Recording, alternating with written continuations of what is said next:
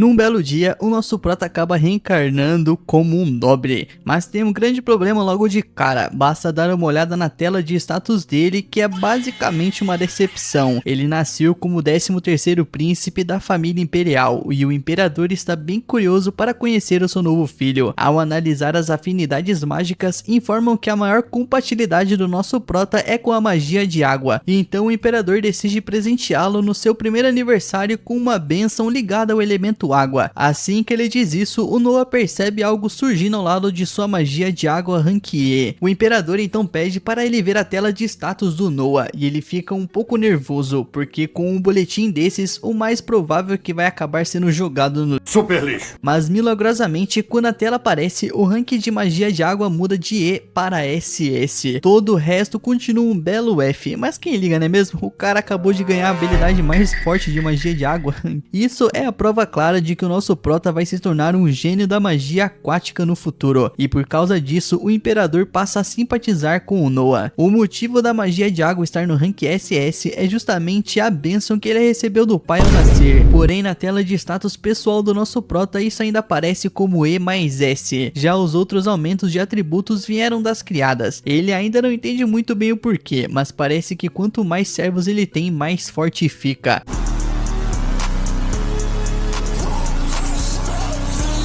Quanto ao nível, ele ainda está no nível 1, mas aparentemente esse nível pode subir infinitamente, então é só questão de tempo até ele ficar quebrado de forte. Por enquanto, porém, ele ainda é bem fraco. Durante um café da manhã, uma das suas servas, Evelyn, se aproxima para avisar que seus irmãos, mais especificamente o primeiro e o quarto príncipe, vieram visitá-lo. Normalmente receber a visita dos irmãos seria algo bom, mas nos últimos 6 anos o nosso prota aprendeu que esses dois são grandes babacas, então ele precisa ter muito cuidado ao lidar com eles. Ele vai até a sala de estar para encontrá-los, e logo após as saudações formais, o primeiro príncipe anuncia que trouxe um presente para Noah. Em seguida chama um servo para trazer o tal presente. No momento em que o Noah vê a espada, fica imediatamente claro para ele que aquilo é amaldiçoado. Ele consegue literalmente enxergar as almas atormentadas dos mortos flutuando ao redor dela, e o seu irmão Albert com certeza sabe que essa coisa é assombrada.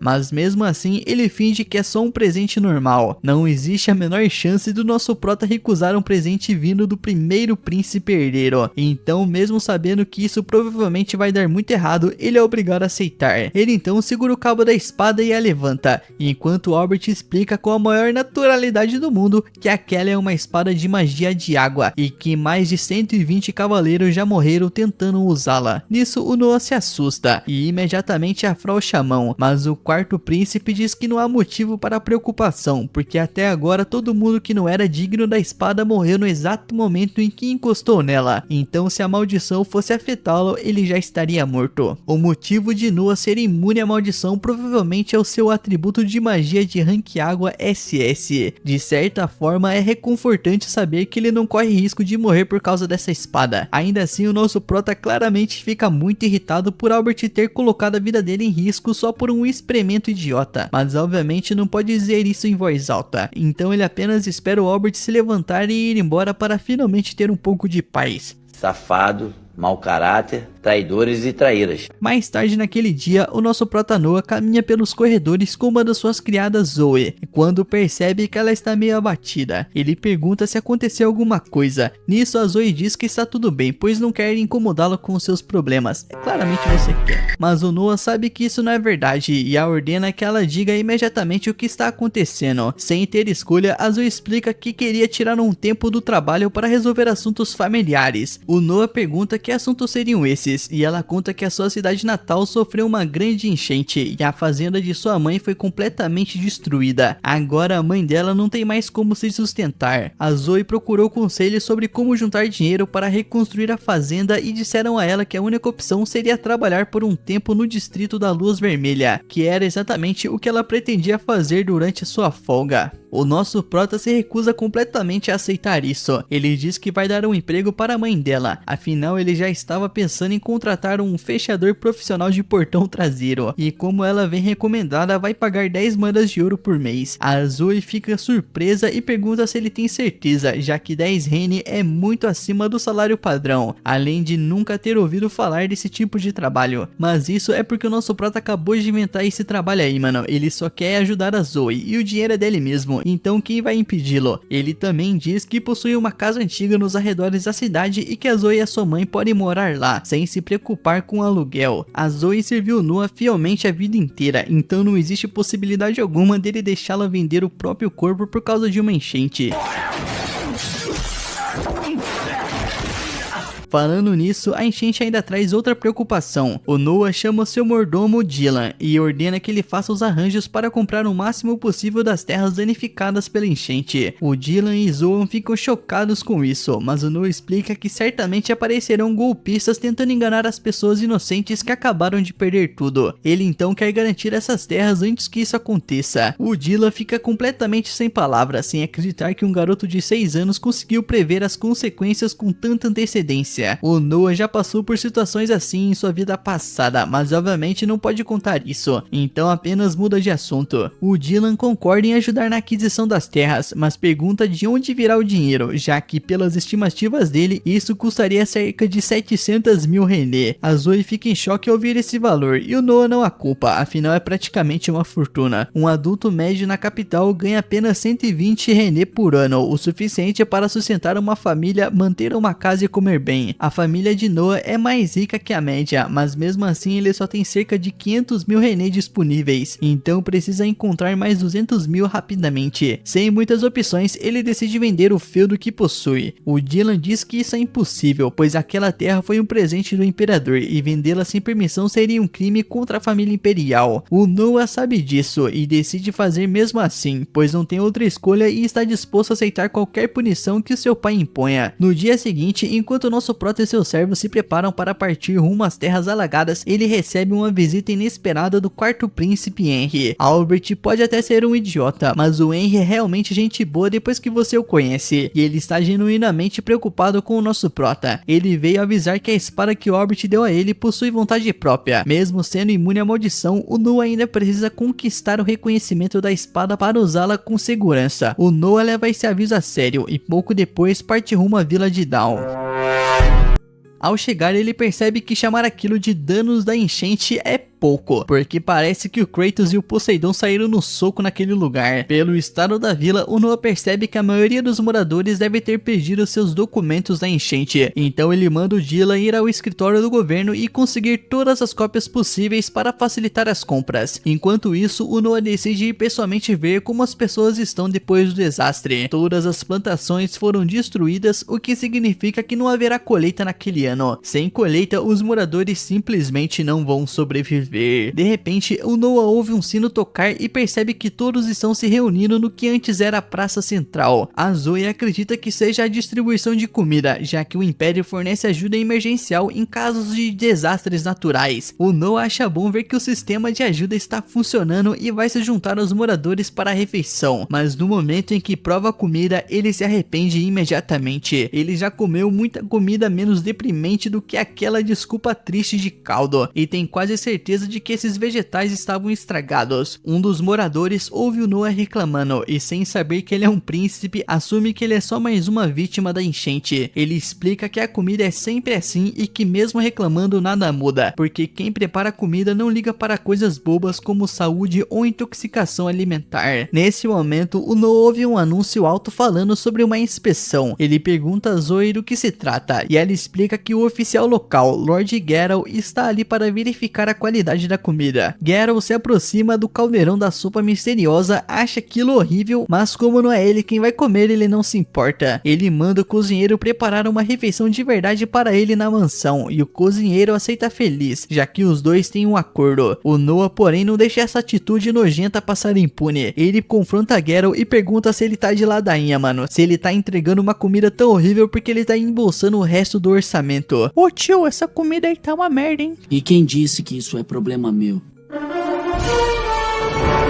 O Garon acha que o nosso prota é apenas mais um camponês sem poder e admite abertamente que está desviando dinheiro porque acredita que o Noah não pode fazer nada a respeito. Ouvir o Garon se gabar de roubar pessoas famintas faz o sangue do nosso prota ferver, a ponto da espada amaldiçoada começar a reagir. Irritado com a falta de respeito daquele garoto, o Garon puxa sua espada e se prepara para matá-lo, mas antes mesmo que consiga, a espada Leviatã voa para fora de sua bainha e para o lado de Noah. A força de vontade e o senso de justiça do Noah foram suficientes para que a espada o reconhecesse como um portador digno. Agora capaz de usar o seu poder, o nosso prota decapita Garon sem esforço algum, pelo crime de desviar fundos e ameaçar um príncipe imperial. Pouco tempo depois, o Lord Rohan, superior de Garon, aparece e os guardas tentam convencê-lo a prender o Noah pelo assassinato, mas assim que Rohan vê Noah, ele reconhece imediatamente o 13º príncipe e se ajoelha em respeito. O Noah diz que eles precisam ter uma longa conversa sobre o que aconteceu ali, o que basicamente significa que Rohan está encrencado por ter permitido tudo aquilo por tanto tempo. Ele afirma que já puniu Garon, mas que os cúmplices ainda estão por lá e espera que Rohan lide com eles de forma adequada. Enquanto isso, ele ordena que uma refeição decente seja preparada ao povo. Mais tarde, depois que Noah concluir a compra da vila, o Albert recebeu um relatório sobre tudo o que aconteceu e fica surpreso ao saber que o irmão conseguiu usar a espada sem sofrer consequências. Mesmo assim, ele ainda tem outros planos para Noah no futuro. Enquanto isso, o nosso prota é chamado para uma reunião com o seu pai para se explicar. Ele espera ser repreendido por vender as suas terras para comprar uma vila destruída pela enchente, mas para sua surpresa, o imperador agradece. Se o Noah não tivesse feito o que fez, os danos ao povo teriam sido muito maiores. O imperador percebe claramente que o Noah é um jovem extremamente capaz e pede que ele continue servindo o império com tudo que tem, e o nosso prota aceita feliz.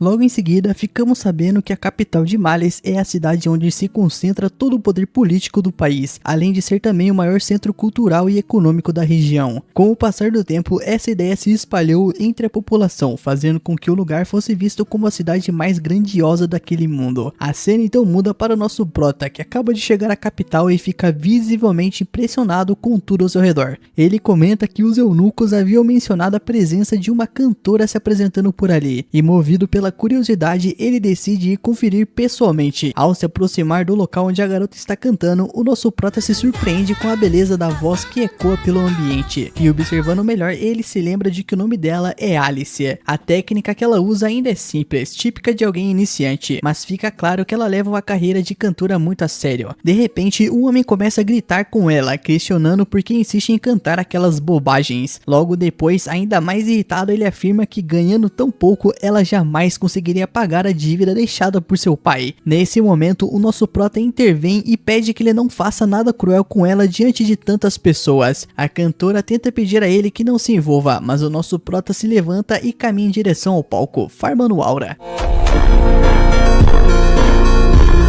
O homem debocha e manda o nosso prota cair no colo da mãe. Em resposta, o Noah lembra que, de acordo com a lei do país, uma criança não é obrigada a assumir dívidas herdadas dos pais. Forçar essa dívida sobre a garota e pressioná-la a vender o próprio corpo é considerado um crime grave na capital. Irritado, o homem segura o Noah pelo colarinho, mas o nosso prota reage imediatamente, desferindo vários golpes contra ele e seus comparsas. Depois de derrubá-los, o Noah pergunta se ele ainda quer continuar.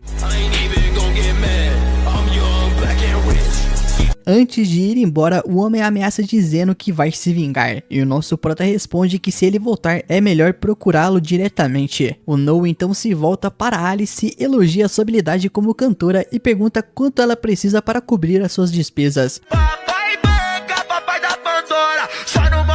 A garota explica que precisa comprar remédios de sua mãe, e o Noah prontamente oferece um salário muito alto. Ele decide pagar esse valor de forma regular, pedindo apenas que ela cante sem preocupações. Por fim, pede que continue cantando, pois ele quer ouvir mais. Nisso, a cena muda para o nosso prota já em sua residência. Ao se aproximar do portão, ele percebe um grupo de homens ajoelhados e pergunta quem são. A garota explica que se tratam dos mesmos homens de antes, que vieram pedir desculpas à cantora. Noah ordena que todos sejam mandados embora. embora e pede que a mensagem seja bem clara e firme, deixando evidente que eles não podem falar com um príncipe imperial quando bem entenderem. Nesse momento, o seu irmão Henry aparece e diz que Noah não pode lidar com pessoas como aquelas de forma tão simples, pois isso acaba diminuindo o prestígio da casa imperial e dos príncipes. O Noah concorda que esse é um dos motivos, mas afirma que existe outro. Ele então chama o irmão para conversar dentro da casa. Sentados, o Noah explica que aqueles homens estavam extorquindo uma cantora, por isso decidiu contratá-la e oferecer um salário fixo, garantindo que não voltariam a incomodá-la. O Henry pergunta se o canto dela era realmente tão extraordinário.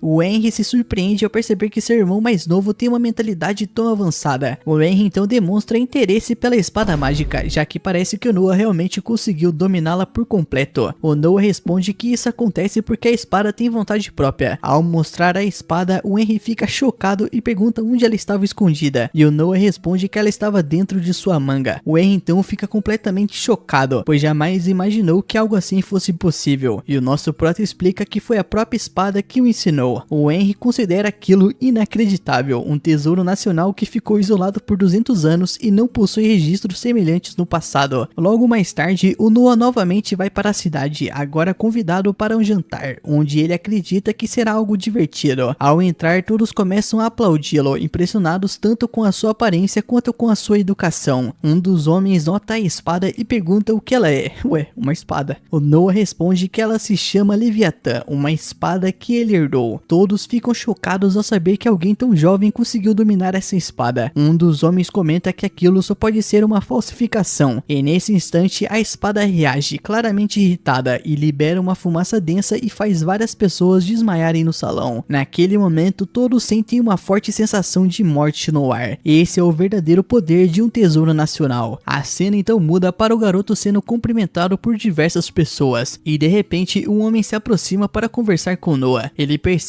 que a garota ao lado dele é uma filha adotiva, algo que fica evidente pelo contraste entre as roupas refinadas do homem e as vestes simples da jovem. O Noah tem quase certeza de que ela foi uma ex-escrava. Ele nota o leve mudar do olhar dela, como se estivesse sendo analisada, um olhar típico de alguém que já passou por todo tipo de coisa nessa vida. O homem então se ajoelha e admite que o Noah está certo. Ele explica que comprou a garota como escrava, mas que ela aprendeu tudo muito rápido, o que o levou a adotá-la e a educá-la de maneira correta. Noah gosta desse tipo de atitude e diz que da próxima vez convidará os dois para visitarem a sua mansão. No dia seguinte, o Noah caminha tranquilamente pela cidade quando encontra o seu irmão Oscar. O garoto pergunta o que ele está fazendo ali sozinho, e o nosso prota responde que estava apenas dando uma volta para relaxar um pouco. Ao perceber que o Noah está livre, ele pergunta se o irmão não gostaria de sair um pouco. Enquanto caminham, o Noah se lembra de já ter ouvido falar daquela rua específica. É um lugar famoso por reunir antiguidades vindas de várias partes do Império. O Oscar explica que apesar disso, muitas falsificações circulam por ali. Encontrar um item verdadeiro em meio a tantas cópias acabou se tornando uma espécie de passatempo entre os nobres. Depois de andarem por bastante tempo, Oscar comenta que não parece um bom dia para compras e decide ir embora. Mesmo assim, o Noah se interessa por um livro exposto em uma das bancas e resolve comprá-lo. Ao observar melhor, percebe que encontrou um grimório pertencente ao lendário mago de Andrea. Dependendo do conteúdo, certamente não valeria menos do que 1000 moedas. Embora não compreenda tudo de imediato, o Noah sente que ao tocar naquele livro, a sua magia de vento aumenta de forma significativa. Logo depois, ele puxa sua espada, pois sabe que apenas itens com vontade própria são capazes de ampliar habilidades desse jeito, e isso indica que há algo selado ali dentro. De repente, uma criatura emerge do livro, deixando o Oscar completamente chocado. Ele começa a se perguntar se aquilo não seria um livro proibido que aprisiona almas humanas. O Oscar grita para que o Noah fuja imediatamente. Aquela presença é o espírito vingativo de um grande mago especializado em magia de vento. Com apenas um golpe preciso, o Noah faz a criatura desaparecer por completo. Em seguida, o Oscar pergunta se tá tudo bem e se alguém se feriu. O Noah responde com calma que não há motivo para preocupação. Nesse momento, um homem surge diante dos dois, afirmando ser o dono de uma loja de antiguidades. Ele se apresenta como Alan e diz que acompanhou de perto as grandes conquistas do nosso prota. Por isso, gostaria de de mostrar algo especial para eles. Em seguida, ele revela um anel envolto por uma aura sombria. Ele comenta que já mostrou aquele item para muitas pessoas diferentes, mas nunca obteve qualquer reação relevante. O nosso prota questiona se aquilo não seria apenas um objeto sem valor. O homem explica que também já tentou se livrar do anel várias vezes, acreditando que fosse inútil. No entanto, de alguma forma, ele sempre acabava retornando para suas mãos. Esse detalhe desperta ainda mais o interesse do Noah, que acha o fato bastante curioso. O Oscar também se anima e sugere que o irmão experimente o anel. Assim que o Noah o coloca, percebe que o anel fala, revelando ser nível SSS. Logo depois, o item começa a se transformar em uma armadura completa, deixando todos ao redor impressionados. Ao abrir a sua janela de status, o Noah percebe que não houve nenhum aumento direto nos atributos. Aquilo parecia ser uma entidade diferente, tanto do Grimório quanto da Leviatã. Ainda assim, o anel possuía diversas magias disponíveis para uso.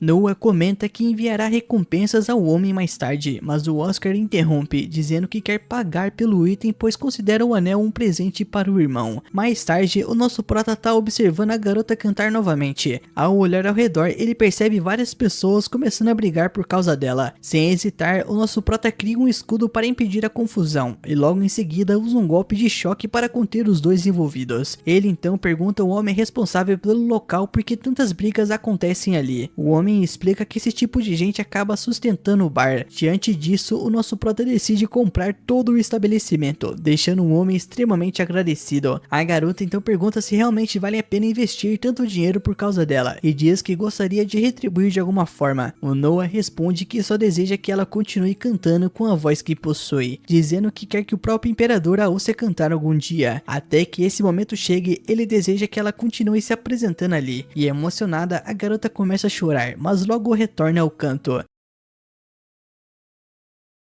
Numa certa manhã, o Noah estava se preparando para começar o dia quando recebeu a notícia de que Marley, o general de Holljoy, havia chegado para visitá-lo. Holljoy é uma das terras mais promissoras sobre o domínio de Noah, então ele aceita encontrá-lo e pede para que as suas criadas o acompanhem até o interior. Marley o cumprimenta de forma bem formal na sala de reuniões, mas o Noah logo corta isso, dizendo que não precisa de tanta cerimônia e pede para que ele se sente. Os dois se conheceram cerca de 1 ano e meio atrás, na época em que o Marley havia acabado de ser nomeado general de Holljoy. Aproveitando o reencontro, o Noah pergunta como as coisas estão por lá. Ele se lembra de que Marley havia recebido uma ordem imperial para cuidar do controle de enchentes na região. Porém, só de olhar para o rosto dele, o nosso prota já percebe que a situação não está nada boa. Holljoy é uma região extremamente fértil, cheia de plantações de grãos, cortada por um rio e curvas acentuadas. Justamente por isso sofre com enchentes ocasionais, o que levou ao imperador liberar fundos para a preservação dos desastres.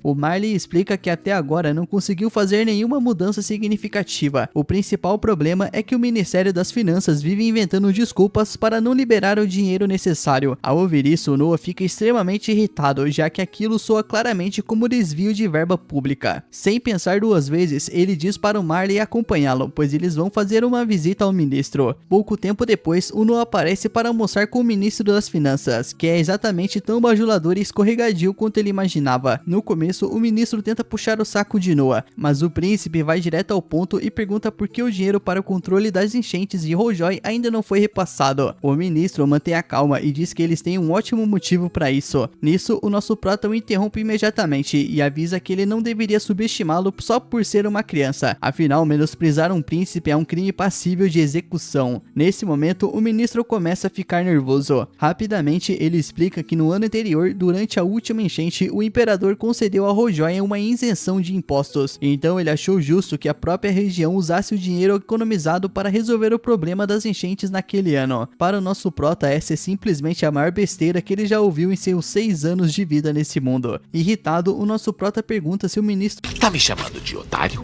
Por acaso tenho pinta de otário? Vamos só usar a lógica, tá legal? Vamos só pensar um instante. A isenção foi concedida justamente porque o Holljoy não tinha dinheiro para pagar os impostos do ano anterior. Falar como se esse dinheiro ainda existisse é um insulto direto à inteligência dele. Percebendo que está em apuros, o ministro entra em pânico e tenta inventar outra desculpa. Então ele diz que não pode liberar o dinheiro porque precisa dele para o imperador. Acreditando que usar o nome do imperador encerraria a discussão, ele afirma que como o imperador já está velho, ele planeja construir uma vila real para ele. E isso é demais para o Noah. Ele explode e diz que o ministro acabou de cometer um crime gravíssimo. Não só chamou o imperador de velho, como também usou o nome dele para encobrir o seu próprio esquema. Desesperado, o ministro começa a implorar por perdão, percebendo o tamanho do erro que cometeu. O Noah então deixa claro que se ele não quiser que o imperador fique sabendo disso, é melhor liberar os fundos imediatamente. O ministro sai correndo em total pânico para cumprir a ordem, e assim o problema é finalmente resolvido. Enquanto Noah se prepara para voltar para casa, ele recebe uma mensagem inesperada, dizendo que o imperador quer se encontrar com ele. Surpreso, já que seu pai raramente o chama assim do nada, o Noah entende que deve ser algo importante e segue direto para o castelo imperial. Ao chegar, ele cumprimenta o imperador, mas o pai diz que não precisa de tanta formalidade entre eles. Primeiro, o imperador o parabeniza pelo excelente trabalho ao lidar com o ministro das finanças. O Noah fica chocado ao saber que ele já está por dentro do ocorrido, mesmo tendo acontecido há poucos minutos. O imperador explica que informação é uma das armas mais poderosas que existem e que a sua rede de informantes é incomparável. O nosso prota agradece o elogio, mas diz que apenas fez o que achava certo. Ainda assim, o imperador fica impressionado com a facilidade de que Noah consegue enxergar através das mentiras, mesmo tendo apenas 6 anos. Ele também comenta sobre como Noah conseguiu dominar o poder da espada Leviatã em tão pouco tempo, algo realmente extraordinário, considerando a natureza sombria da arma. O Noah sabe o quão perigosa a Leviatã pode ser, já que ela teria matado todos na festa se ele não tivesse interferido. Apesar de todo o poder da espada, o nosso prota admite que ainda não sabe usá-la corretamente. Por isso, o imperador decidiu preparar um instrutor para ele. Esse instrutor é Damian Noble, o maior espadachim do Império, alguém que nunca foi derrotado. O imperador quer que o Noah aprenda tudo o que puder com ele. O nosso prota aceita, mas antes mesmo das aulas começarem, o Damian pede para que um duelo amistoso aconteça com o garoto. O imperador acha injusto, já que o Noah não sabe lutar com espadas. O Damian, porém, garante que será apenas um teste simples para medir o potencial dele. Depois de pensar um pouco, o imperador aceita. O Damian ergue a espada e diz para Noah atacá-lo como quiser. O nosso prota segura a Leviatã e parte para cima. Durante o combate, ele começa a sentir as memórias e habilidades dos antigos usuários da espada fluindo para dentro de si. A cada segundo, seus golpes ficam mais afiados. E no momento em que Damian acha que tem a vantagem, o Noah faz um movimento rápido para cima e desarma o maior espadachim do Império. Tanto Damian quanto o imperador ficam completamente sem palavras. O Noah demonstra possuir habilidades dignas de um mestre espadachim, e não há mais nada que Damian possa lhe ensinar. O imperador fica pasmo ao ver que seu filho de 6 anos consegue derrotar o melhor espadachim do Império, mas também extremamente orgulhoso. Como recompensa, ele oferece a Noah o cargo de chefe do exame de seleção dos Cavaleiros da Noite daquele ano. O Noah se sente profundamente honrado. Esse exame anual reúne os participantes do mundo inteiro. Os combatentes vencem as suas seletivas regionais e depois se reúnem na capital para a batalha final. Quem vence recebe o título de cavaleiro. O primeiro dever de um cavaleiro recém-nomeado é se tornar um subordinado do juiz principal do torneio. E sempre que o Noah ganha um subordinado talentoso, os seus atributos aumentam, o que o deixa ainda mais animado. Normalmente, esse torneio é organizado em sistema de pontos corridos ou eliminação direta, mas o nosso prota tem uma ideia diferente para aquele ano. Ele pede permissão para cancelar as seletivas regionais e realizar todo o torneio diretamente na capital. O motivo dele é bem simples: ele quer assistir a todas as lutas pessoalmente e evitar que candidatos fortes sejam eliminados por decisões injustas quando ele não estiver presente. O imperador concorda e diz que ele pode fazer o que quiser. De volta para casa, o Noah pergunta a Zoe se a vila dela costuma enviar candidatos para o exame. Ela confirma, mas diz que normalmente só envia uma pessoa, na esperança de que ela leve o prestígio para a vila. O Noah então explica que acabou com as seletivas regionais e que agora a vila pode enviar quantos candidatos quiser. A Zoe fica feliz, mas aponta um grande problema: a vila não tem dinheiro para bancar a viagem e hospedagem na capital. Para enviar uma única pessoa, todos já precisam juntar recursos. O Noah não quer que talento seja barrado por falta de dinheiro, então ele decide cobrir todas as despesas de viagem e hospedagem de todos os candidatos daquele ano. A ideia é incrível, mas é extremamente cara. Mesmo assim, o Noah tem um plano. Ele pretende comprar todos os prédios vazios da região para alojar os participantes. Se não for o suficiente, ele mandará construir um alojamento próprio. Assim, o dinheiro investido continuará tendo valor após o torneio.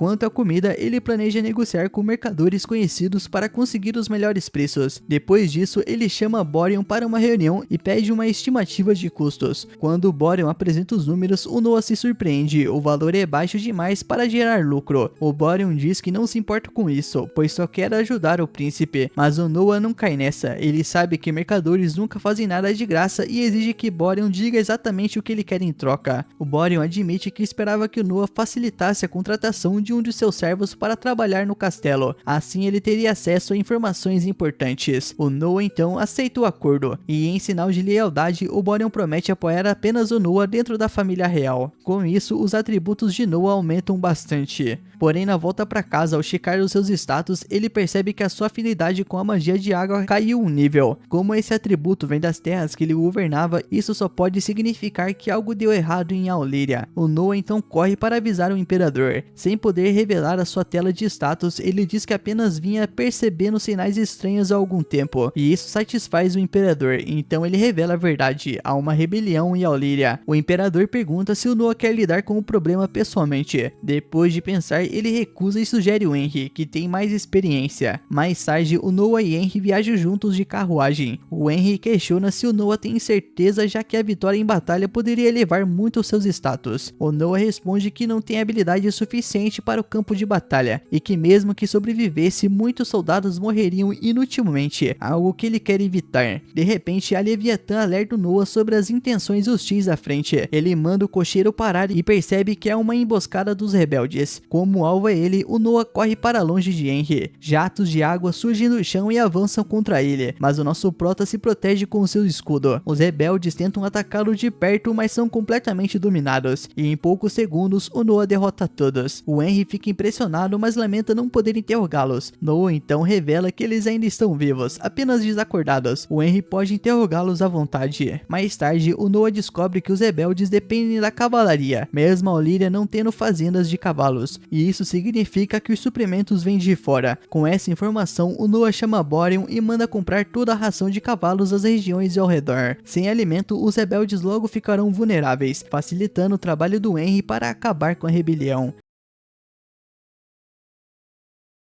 A cena muda então para o nosso prota, que conversa calmamente com seu pai. Ele explica ao filho que o assassino da noite anterior acabou falando. Segundo o relato, o plano era capturar o garoto para usá-lo como uma espécie de trunfo. Noah percebe que essa explicação parece coerente demais. A confissão foi rápida, talvez até fácil demais, o que levanta a possibilidade de ser mentira. O pai observa que o filho é bastante perspicaz e pede que ele não fique tão inquieto, pois existem maneiras de confirmar se alguém está dizendo a verdade. O nosso prota então pensa consigo mesmo que não leva muito jeito para a tortura e decide aceitar a situação como está. O pai comenta que caso Noah tivesse sido capturado, o Império teria sido forçado a tomar decisões extremamente difíceis. Ele também demonstra surpresa pelo fato do alvo ter sido a ração. O Noah então se espanta ao perceber que o seu pai já sabe disso, já que a ordem para comprar toda a ração dos cavalos havia sido dada recentemente. Algo parecido já tinha acontecido antes, mas nunca de forma tão rápida. O pai então explica que se fosse apenas um cerco comum, qualquer homem poderia ter pensado nisso. O Albert, por exemplo, teria deixado os rebeldes morrerem de fome como aviso aos outros. No entanto, Noah suspeita de uma invasão ao seu povo, e o cerco direcionado apenas aos cavalos reforça ainda mais essa ideia, principalmente por ter sido financiado com recursos pessoais. Nisso, o pai se abaixa, olha nos olhos do filho e diz que ele é incrível, reconhecendo que nada daquilo foi simples de executar. Sabendo disso, ele decide que precisa recompensá-lo. Ele permite que Noah acrescente uma espada ao brasão da família. Em seguida, explica que o Império é uma nação de guerreiros e que a espada é o seu maior símbolo. Usá-la no brasão sem autorização imperial é uma ofensa gravíssima que pode levar até a morte. Por outro lado, quando concedida pelo próprio imperador, trata-se de uma das maiores honrarias possíveis. O pai então ordena que a cruz imita o decreto imediatamente. O Noah fica envergonhado, agradece e diz que se sente honrado. Nisso, a cena muda para o nosso prota ao lado de um de seus homens, que aguardavam algum tempo. Ele explica que a quantidade de grãos processados para que a ração possa ser transportada é limitada, e que também é possível descobrir a rota de entrega. Monopolizar a compra facilita bastante esse processo. Ele também comenta sobre o líder rebelde, Carton, descrevendo-o como alguém extremamente vingativo, disposto a usar qualquer meio para alcançar os seus objetivos. Nesse momento, uma empregada aparece avisando que há um homem gravemente ferido no portão principal, trazendo um relatório urgente. O homem se apresenta como capitão de um batalhão de 10 pessoas da província de Hydra, em Aldéria. Ele explica que uma rebelião começou ali por causa do seu superior. Discordando da situação, abandonou o grupo e veio expor a verdade. Ele percebe que o Noah já tinha conhecimento do ocorrido. Mesmo assim, o Noah agradece pela informação e ordena que curem imediatamente dos ferimentos do homem, além de recompensá-lo com 1000 moedas. Após a saída do capitão, um subordinado questiona o Noah sobre o motivo de pagar tanto por informações que já não eram úteis. O Noah concorda, mas ressalta que um capitão veio alertá-lo apenas por lealdade e isso merece reconhecimento. A cena então muda para o Noah em sua sala, quando uma jovem pálida aparece. Ela explica que recebeu 500 ienes para envenenar o garoto, sob a desculpa de que seria um remédio para dormir para sempre. O Noah pergunta se caso ele não morresse, pretendiam levar o seu corpo, e ela confirma. Ele então percebe que são os rebeldes novamente, e entende que a ameaça é real. Questiona por que ela trouxe isso até ele, e a garota responde que jamais o trairia. O Noah ajudou a sua família e a sua vila com dinheiro e abrigo, e ela foi ameaçada de morte caso não obedecesse. O Noah então pede que ela se acalme, e decide recompensá-la com 5.000 ienes por sua lealdade. Mesmo relutante, ele insiste e pede que ela não se preocupe. Em seguida, o Noah decide ingerir a droga e desmaiar, querendo ser entregue aos rebeldes. Ele ordena à garota que fuja imediatamente e se esconda, pois tentariam silenciá-la de qualquer forma. Nisso, a cena muda para o Noah, já sequestrado pelos bandidos. Ele percebe que está completamente amarrado e em seguida invoca sua espada. Ele considera ter sido uma ótima ideia escondê-la, já que certamente teria sido confiscada. Como esperado, o anel permaneceu com ele, e com isso corta rapidamente tudo que o prendia. O Noah acreditava estar em um quarto, mas logo percebe que está na parte traseira de uma carruagem. Ele pede para que Leviatã mostre as memórias, e a cena muda para um castelo cheio de bandidos. Eles questionam onde está a criada, mas decidem esquecer isso e optam por levar o garoto antes que os guardas apareçam. Ao ver todas as lembranças mostradas por Leviatã, o nosso prota fica impressionado e entende completamente a situação. Do lado de fora, os bandidos discutem por que não amarraram ele direito, suspeitando até de uma ajuda externa, mas se perguntam o que uma criança poderia fazer sozinha. Antes que percebam, um deles é eliminado sem dificuldade. O Noah pensa que toda aquela viagem foi inútil, pois esperava informações mais valiosas, mas encontrou apenas subordinados comuns. Em seguida, todos atacam ao mesmo tempo e o nosso prota os derrota com facilidade. De repente, a sua empregada surge acompanhada de vários guardas. Ela se desculpa dizendo que deveria ter se escondido, mas ficou preocupada com ele, e ao olhar em volta percebe que o nosso prota derrotou todos sozinho. Noah pergunta quem é o capitão e o homem se apresenta. Ele decide deixar que o capitão cuide do resto. Nisso, ao revistar um dos bandidos, uma espada cai no chão e o Noah ordena que ninguém toque nela, pedindo que todos se afastem imediatamente. Ele reconhece a arma como a adaga mencionada anteriormente, sentindo uma magia intensa emanando dela. Através da Leviatã, percebe até mesmo a maldição contida ali, carregada pelo rancor de quem a amaldiçoou. O Noah ordena que a fonte dessa magia seja eliminada, e a energia dispara, atingindo mortalmente o responsável pela guerra. Nisso, a cena muda novamente para nosso prota diante do pai. Ele se ajoelha e o pai diz que o filho fez um trabalho excelente. Ao que tudo indica, o líder do exército rebelde foi atingido na testa por um estranho jato de água que surgiu do nada na noite anterior. O pai pergunta se o Noah foi o responsável e ele confirma. O Noah percebe que, como sempre, o pai obtém informações rapidamente. Com a morte do líder, os rebeldes de Alméria perderam a sua força e a revolta foi rapidamente contida pelo quarto príncipe imperial Henry. A cena então muda para uma sala, onde é informado que quase todos os envolvidos na rebelião foram presos. Um oficial pede à majestade instruções sobre punição, e o imperador ordena que preparem gado e cavalos, decretando que toda a família dos rebeldes será desmembrada. Todos ficam chocados com a severidade da punição. O pai então decide que todos serão punidos o quanto antes por terem iniciado uma rebelião em seu território. Nesse momento, o Noah pede permissão para falar diante de todos, e afirma que não gostaria que aquilo fosse feito daquela maneira. Irritado, o rei manda que o filho explique logo o que quer dizer. O Noah então declara que a punição deve seguir a lei. Segundo a lei imperial, o líder de um ato de traição deve ser executado por decapitação. Seus parentes até o 3º grau devem ser enforcados. Os demais envolvidos podem ser decapitados dependendo do nível de participação. Ele ressalta que, embora o termo desmembramento seja usado como expressão, essa punição não existe na lei imperial. Nisso, o rei responde que essas pessoas acabarão manchando a reputação de Noah, e o garoto rebate dizendo que se o próprio rei infringir a lei, isso pode gerar precedentes em todo o império, e pede que o pai reflita sobre essa consequência. Após ouvi-lo, o rei admite que o filho está certo e agradece por tê-lo corrigido. Todos ficam impressionados com a postura de Noah. O rei então declara que não aceitarão uma punição branda. A sentença será a pena máxima permitida por lei, sem qualquer possibilidade de atenuação. Ele pergunta se o Noah ainda tem algo a dizer, e o garoto responde que não. Em seguida, o rei ordena que o primeiro-ministro dê início às execuções. Todos percebem que o Noah tem um futuro extraordinário pela frente. O pai então se aproxima e afirma que foi graças ao filho que evitaram uma mancha na história do império. Reconhecendo isso, ele decide conceder-lhe mais uma recompensa. Ele resolve conceder a Noah um título, e embora qualquer um de seus filhos pudesse repreendê-lo, deseja que a sabedoria do garoto seja reconhecida. Assim, concede-lhe o título de sábio. A reação é imediata, todos ficam chocados e emocionados. O rei comenta que gostaria que o Noah tivesse nascido um pouco antes, e a multidão começa a gritar o nome do garoto. O pai então lembra que a seleção de cavaleiros acontecerá em breve e pergunta se o Noah já decidiu o que fará. O Noah então diz que tem uma ideia e prefere explicá-la mais tarde. Os dois se encontram em particular, e o nosso prota demonstra um de seus poderes ao pai. Ele explica que pretende fazer com que todos o ataquem no dia da seleção, para avaliar até onde cada um consegue avançar. O pai concorda, pois isso reduzirá o próprio fardo e tornará o processo de seleção mais eficiente. Ainda assim, alerta que existe o risco de surgir alguém realmente forte. O Noah afirma que já está ciente disso e preparado para enfrentar qualquer situação. Impressionado com a coragem do filho, o pai diz que ele pode agir como quiser. Nisso, a cena muda para o castelo, onde o primeiro-ministro comenta preocupado sobre a fala do rei ao dizer que gostaria que o Noah tivesse nascido antes, considerando isso perigoso em público. O rei então discorda e afirma que não vê problema algum nisso. Noah não apenas deu conselhos corretos, como também eliminou um líder inimigo sem nem sequer ir ao campo de batalha, algo inédito. Além disso, como já se esperava, a espada mágica de Noah possui um poder aterrador. O rei então chama a cruz e diz que providencia aquilo que haviam combinado. O homem então responde que o selo da Leviatã jamais deveria ser quebrado, mas talvez, sendo Noah, isso talvez possa ser possível. E assim, meu mano, termina o episódio. Se você gostou, já deixa seu like, se inscreve no canal para não perder os próximos episódios e comenta a palavra aí espada para eu saber que você é brabo e chegou até o final. Tamo junto e lembre-se, meu mano, o Drezinho Nimes